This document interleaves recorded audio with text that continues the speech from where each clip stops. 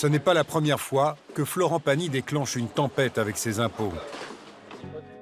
Et ce n'est pas la première fois non plus qu'il renverse la situation à son profit. En 2003, suite à un redressement fiscal et la saisie de ses biens, il sort ce qui va devenir son plus gros tube. Sa liberté de penser cloue au pilori les inspecteurs des impôts.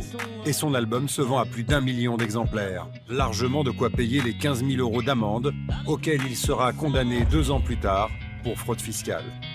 Un discours anti-impôt assumé à 100%, car le chanteur trouve qu'il en paie déjà beaucoup en France, selon ses dires 300 000 à 1 million d'euros par an.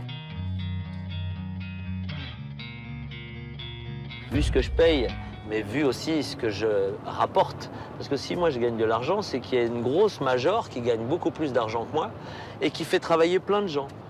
Et puis ensuite, ce travail aboutit à un album qui fait que plein de gens le consomment. C'est énormément d'argent qui rentre dans les caisses de l'État, juste pour un individu. Mais est-ce que vous comprenez que certaines personnes puissent être choquées par le fait qu'on essaye d'optimiser son impôt quand on gagne beaucoup d'argent? Ils ont qu'à gagner beaucoup d'argent. Et après, on verra comment ils se comporteront.